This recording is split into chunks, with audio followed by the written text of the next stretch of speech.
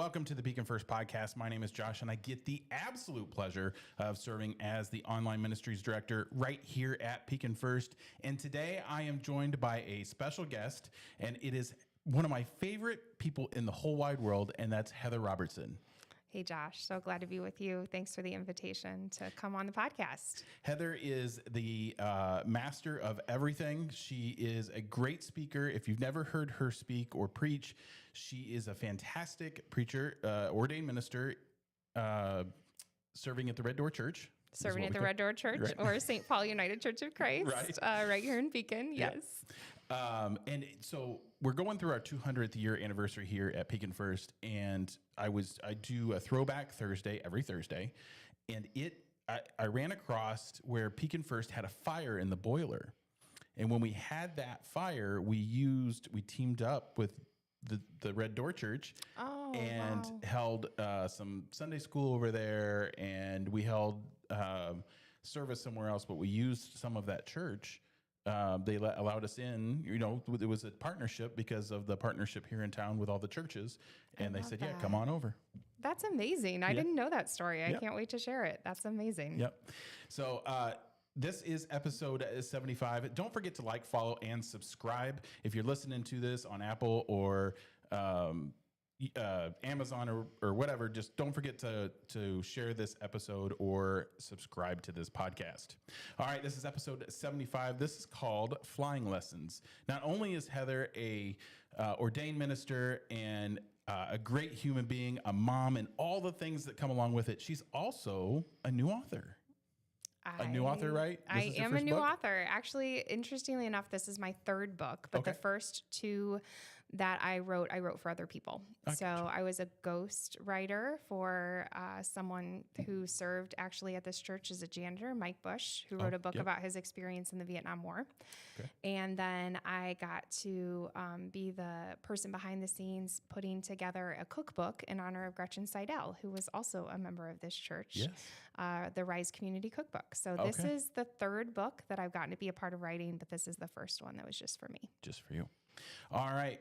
Well, this on the Pekin First Podcast, we start each episode out with this week's personal best.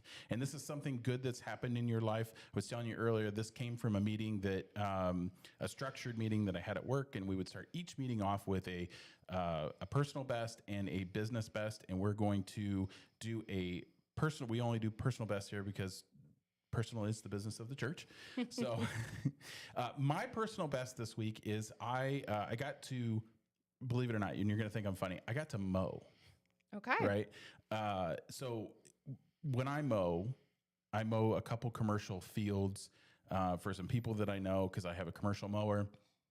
And when you're running that mower, you can't answer the phone, you can't look at text, you can't email, right? And I can get lost in my thoughts. It's kind of like a runner when they run, right? They get lost in their thoughts. Notice I got that out of your book. Mm-hmm. But when a runner gets lost, it's the same thing for me. So that and when I get a haircut, honestly. So I just got a haircut. So that is this week's personal best. Okay. Well, speaking of running, I got to run a half marathon with my oldest child over the weekend. Wow. So we went to Champaign and ran the half marathon there. And it was his idea. And I jokingly say we ran a marathon together because we each ran half a marathon. So total, it's good math. We ran a whole marathon. We just ran it side by side. And it was incredible. His birthday and my birthday are only 4 days apart. And so it was right in the middle of our two birthdays. And we celebrated by accomplishing this goal together, which he's an endurance athlete who has done a 50-mile ultra marathon. Wow. So he did not feel as though we were challenging ourselves in this experience, but just getting 3 hours side by side with my 17-year-old, now 17, he was 16 at the time, for 3 more days, was pretty phenomenal. So definitely a personal best. And yeah, for sure. And getting your teenagers alone with you and not eye rolling or whatever the teenager does, right, is pretty amazing. Emily is now becoming a teenager, and the eye rolls are like you can hear them, right? Oh yeah, they're audible. Yeah, for sure. No one warns you. That's right. Here we are.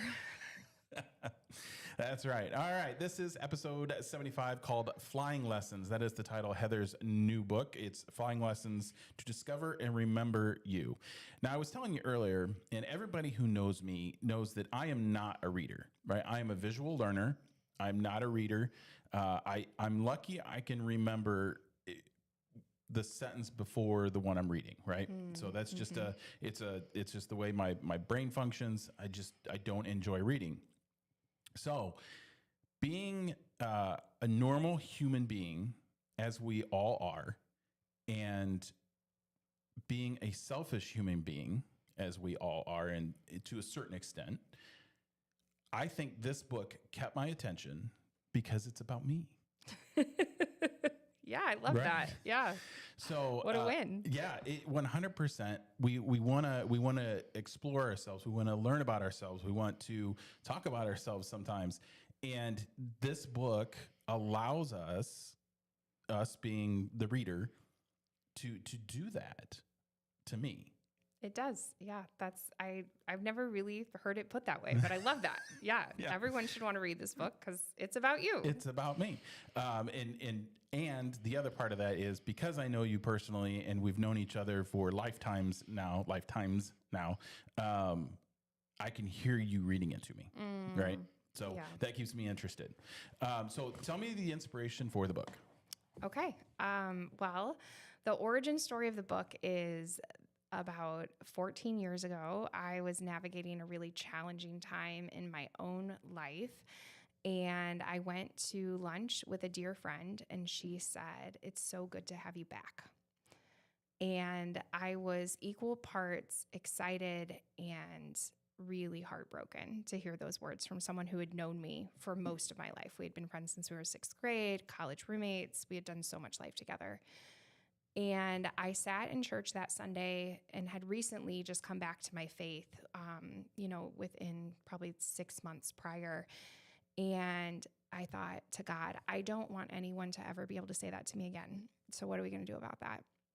And I wrote 10 words down on a piece of paper. And I have no real explanation other than that. It was 10 words on a piece of paper. I kept it by the grace of God, because all it was a church bulletin, right? Like it had no reason that I was supposed to keep this other than you're going to do something with this. And so for a year and a half, that's all it was.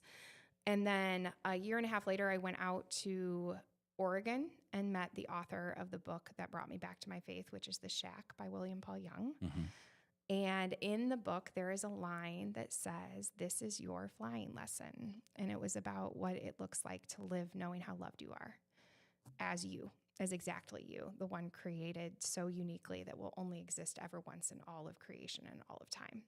And I said, I have this idea. I don't really know what it is yet. I don't know what I'm going to do with it, but I think I really want to use a line from your book. Would you be okay with that? And he said yes. And so I came back and I started working on some projects that allowed me to work with young people, helping them understand who they are and think about what that meant for their life's purpose.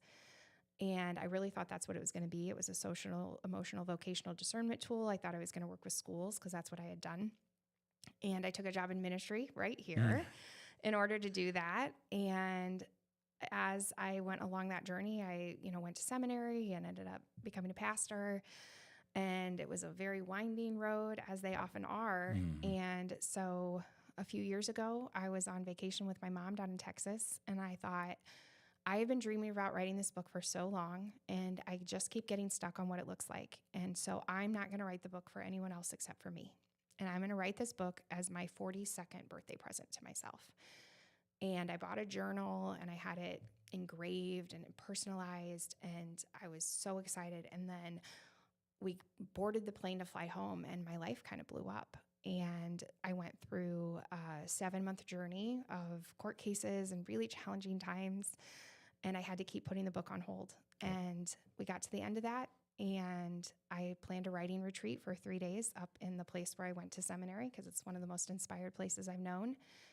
And I just started writing. And so I wrote 103 essays to help people know exactly who they are so that no one can ever take them away from themselves ever again.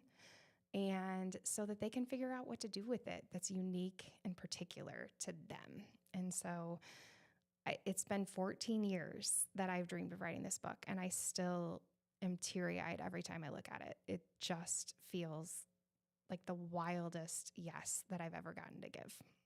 Well, and you said, you had planned to start writing this book, and it was your 42nd birthday present to yourself, which got delayed a little bit. And, sometimes that's God's way of saying, I've got more for you to put in the book. Yeah. Right. Yeah. Nothing like your attorney walking out of your final court case and you're, sobbing. And he says, if you want to make this all worth it, go write the book. There's actually an essay in the book about him and about what it's like to have people like that come along in your journey when you have to do hard things. And so it's amazing that the timing was all exactly right, but it was a long, long journey. So that's just my way of saying, if you have a dream that you feel like God has planted in your heart and you're just wondering if it's ever going to actually happen, it is. If it's God's, God will make a way. Absolutely. Absolutely. All right. So we're going to get into a little bit of the book. I want to start with the preface, and I've noted some of the books. Now, like I said, I'm not a reader. Okay. And this book, I was like, oh, I got to talk to her about that. Oh, I got to talk to her about that. So there's more here than we're probably going to get to. However, I wanted to go over some of it. I got to bring it up because my eyes. I truly believe life was meant to be more like flying and less like muddling through. So that is where it hit home for me, because as we approach this time in our lives, and we're similarly aged, I'm a little older, I think, but as we reach this time in our lives, it seems like you get into a pattern of muddling through. So I wanted to make that comment. I want to see you fly, enjoy the journey, take off. See, I can't even see it. Take off the bumpy. Takeoff can be a bumpy ride, but the view is absolutely worth it. You are worth it. So that is, I love motivational speaking. I love to hear motivational speaking. That seems like a motivator to me. Was it intended that way? Absolutely. My dream has always been, for as long as I can remember, to get to be a motivational speaker. I love getting to just speak life and to connect with people in that way and to help them feel motivated and excited to live the one and only life they're getting. And so, yeah, I wanted people to read that and to know this book is for you. You are worth it. You're worth the work. You're worth the reflection, and remember who you are, which I think is a key piece that I didn't expect. When I was trying to name what is this, I didn't want it to be simplified to self-help, because I thought a lot of people have a schema around that could limit their ability to engage in the work. And then I started calling it a self-discovery tool. And somewhere, and I don't even really remember where, I realized that it's not even about discovering, it's just remembering. All of this is already in you. I'm not telling you anything about you. I'm not creating anything. This is all who you are. It's just remembering. So this is, so if you have not read this book, I 100%, and you're not a reader or you are a reader, I 100% recommend this book. And we'll go over where you can get it here in a second. It's a different type of book. It's an interactive book where you ask for responses in this book. It's almost like a workbook. And so you said earlier that it was like, when you started this process, you got a journal and it was engraved. This almost seems like, to me, somebody who doesn't know how to journal, you're teaching them how to bring their feelings out and journal. Yeah, my goal is for people to hear that still small voice inside. And so one of the pieces to the beginning of the book is to invite people to read this a little atypically, honestly. I talked to you when I gave you the book, and I said, okay, there's a few rules, which are essentially non-rules for reading this book. One of them is you don't have to read it in order. You can read it in literally any order. I didn't even want to put page numbers in. Other people had to convince me that I had to do this, and I did. But there's no table of contents, and there's a reason for that, and that's because I want people to just open to a random page and see what they find. The other piece is that I want people to jot the quickest gut level response they have to any one of the questions. And that's why getting to create it in this format was such a gift, because it shows you there's only a little bit of room to write on each page. So you should be able to complete an essay and the writing in 5 minutes or less. So it's something you can add into your day without it overwhelming you. And I don't want people to overthink it, because the whole point is to just let that gut level response come to the top. I was incredibly lucky. I went to meet with someone to do the cover. And when I was describing the book to her, she said, have you ever considered making this look like a Bible study where you could actually have people write in the book? And I said, well, that's my dream, unspoken dream. I had never said that out loud to anyone, just for the record. And I said, but I can't do that. I don't know how to do that. I can't afford that. I'm doing this on my own. I don't know how to do that. She said, why don't you let me mock up a couple pages? I think I could do it for you and do it really reasonable. Her name's Paige Dean, so I have to give her a shout out because she's a complete rock star. And she did my cover art, but she also designed the book. And as you know, because you've seen it, it's beautiful. And she created something that she took my dream and brought it to life. And it's really incredible to see that happen and to get to be a part of that. It's amazing when people have that creative gift, they can take a few sentences from somebody or an emotion from somebody and create something like that. Yeah. It's a gift I wish I had, like the music gift that I wish I had. Well, the beauty of it is that when we put all of our gifts together, we can create something really amazing. I think somebody came up with that. I don't know. I think that was a grand design somewhere along the way. I'm not sure who to give credit to on that one. Right. So I do want to go through a couple more passages. This is one that I can, I think this is the one. Okay. Yeah, it is. The full disclosure paragraph. And this is one of my favorites. And it says, full disclosure, this book was written for exactly one person, me. And now when I read that, I don't feel like you're talking about you. You're talking about me. Right. But I'm talking about me. Yeah, I know, but I felt it me, right? If you love it or hate it, it's all the same to me. If it isn't the book for you, you bought it or borrowed it or even opened it, then put it down and go find something more well suited for you. You were brave enough to consider the idea of self-discovery, and you deserve to do that work. Find a book or idea to companion you on the journey and enjoy it. You are worth it. So that right there, I felt that in our world today, because I feel like it doesn't matter. You tried it, great. It's not for you, fine. Same thing with everything in the world today, and I do mean everything. There's a way to get along, if you will, right? Mm-hmm. And if it's not the thing for you, fine, great. It's my thing, and you kind of come right out and say that. What was, when you are writing this? What brought that? I think part of what kept me from writing the book for so long was the assumed haters, right? We all have this. We have imposter syndrome. We're struggling to believe that I have something of value to say, that, oftentimes I hear writers that I love say something that I knew was true for me, and that is, everything great has already been written. What do I really have to offer that no one else is going to say? And the best authors I know are like, listen, there's a unique way you're going to say it that someone needs to read, and isn't that just enough?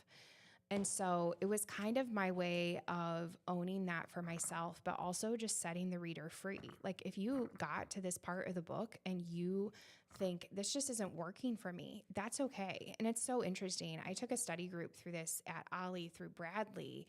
And one of the most honest people in the room told me in the last session, it was 5 sessions long. She said, on the third session, I thought, I don't know why I signed up for this. This is terrible. Like, it's not working. And she said, I had thought at the very beginning, this seems a little bit too woo-woo for me. I don't know if this is going to be good. And then I got to the third session and this isn't working. And she said, I don't know what happened between week 3 and week 4, but something shifted and all of a sudden it made sense. And now I don't want it to end. And I just wanted to give the reader permission. I will not be upset if this isn't the thing for you, but can I just say, way to go, being so brave as to even be willing to consider discovering yourself. And if this isn't the way that works for you, can I just invite you to figure out what it is, because you are worth doing that work, whatever that looks like for you.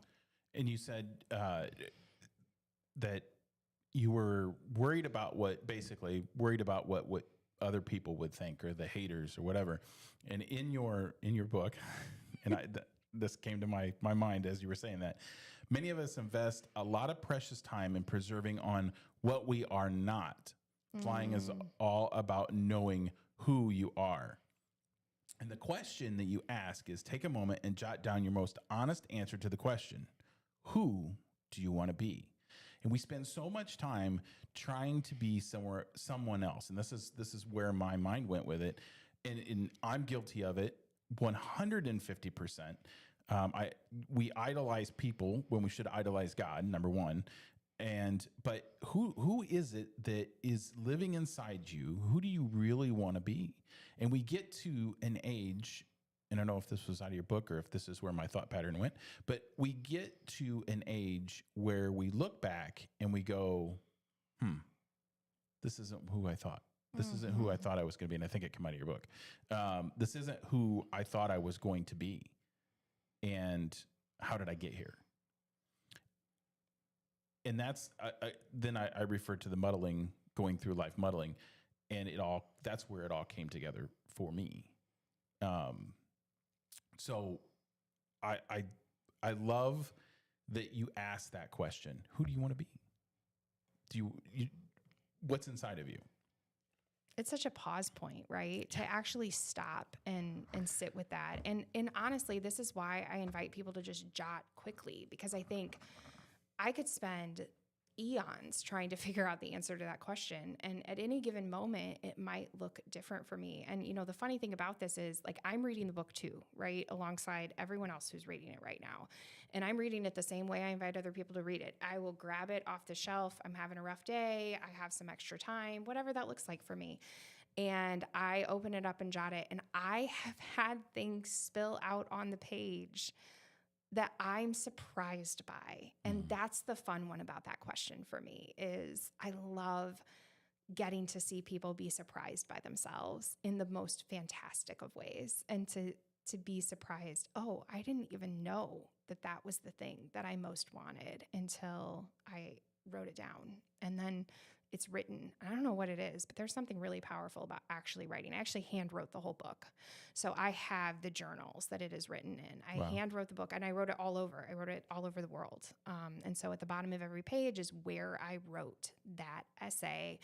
And I can go back to those places in my mind. They influenced me and inspired me in really incredible ways. And so I figured out that part of writing for me was I needed to get outside of my normal. So, there's an essay called Traveling Writer. And so who do I want to be? That's part of who I want to be. I would love to get to just travel and write. I just read something today. It was like, well, I was writing on a writing retreat in Italy. And I'm like, oh, I can't wait till that sentence is mine. There we go. Yeah, let's go. Sign me up. Book the flight. So the book is broken up into, I wouldn't call them chapters, because they don't feel like chapters, but there is one, and it's the whole page. It's the one I marked I'm like, I love this page. And there it is. So this one is time of day matters. And so as leaders, we are taught, at least I was taught, to time block, right? You always time block, because that's the most efficient way to get things done. However, it can leave a mind-numbing, it can wear you down it can burn you out really quick, because you're doing things in the time that they're due and not in the time that, as you put it, where your most creativity is, or where you function the most efficient in your day. You use the example, you function better in the morning than at night. And this is, if you get this book, it's page 36, and it basically, you use your life as an example and how you write in the morning, because that's when you're the most creative, and you time block, if you will. You say not to use that word block, but if you time block to your soul. Yeah.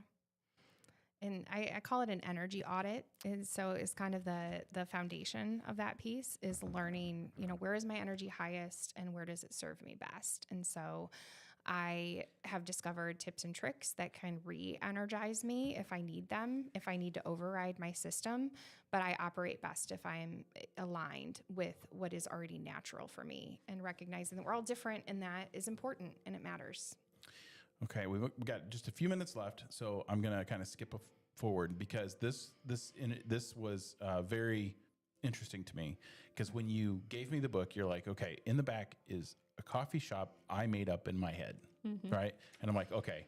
And honestly, that's where I started, because you said this is a coffee shop. I came out of it with nowhere. And you're having a conversation. One of them is you're having a conversation with Sophia, and how in there you say, how many times do we ask ourselves at points in our life, how much am I failing? How much different I thought life would be. There's where I got that. Tell me about the coffee shop and where that came from.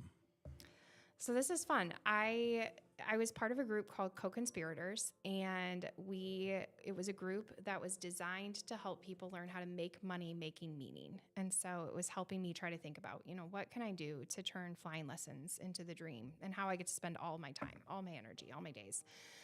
And so part of that was they invited you to write a story with a plot twist. And so I wrote this story, and it was based on a real life experience I had. I was driving to pick up my son. I was kind of in that mode of like, okay, I'm transitioning from work to home life, going through the motions. I'm sitting at this, stoplight on Airport Road, and I think like, oh, I just wish I could drive to the airport and literally get on a flight to anywhere. I don't even care where. I just want to escape for a minute and just go do something different. And so I write this plot twist story. And the plot twist is that this woman does it. She's driving to pick up her son for school. And instead of picking him up, she drives to the airport and says, give me the next flight. And then she gets to that airport and says, give me the next international flight. And she lands in Paris. Wow. And she spends 10 days in Paris, and she finds this cafe, because a sidewalk cafe in Paris was her dream.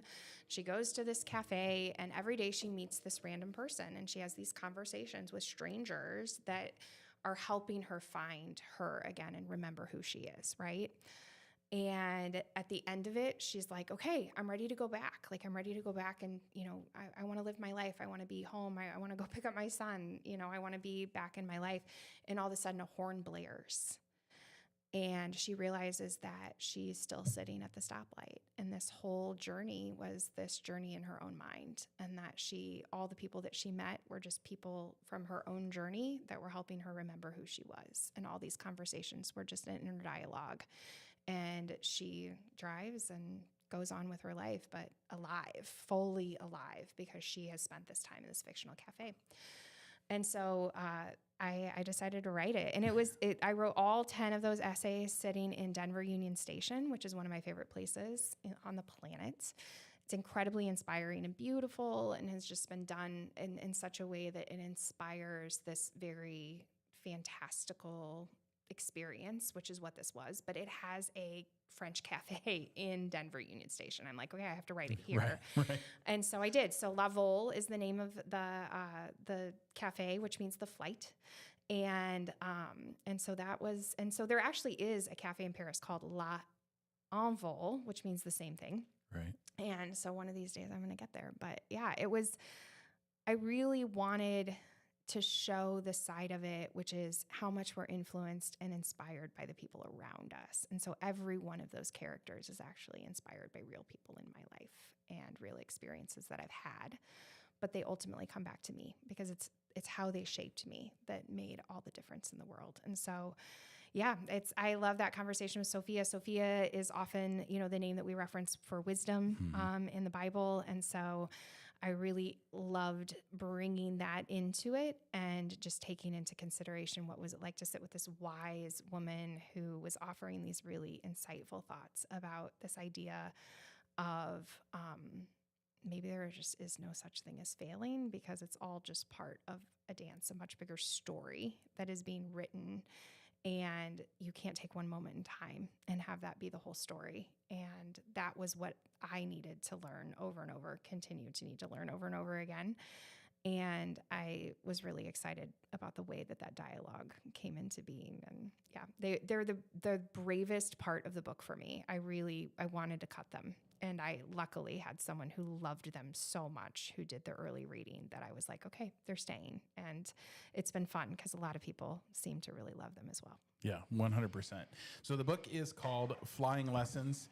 It is to discover and remember you. It asks a lot of questions that we all need to ask ourselves, to be perfectly honest. And it will inspire you. It will make you cry. Trust me. It will. It'll just energize you for sure. Where can they pick up the book? You can get the book on lulu.com's bookstore. It's an amazing printing company that I was able to work with. And so I've chosen to only sell it through there for right now until I get my own website up and running. And then people will be able to order it through Lulu through my website.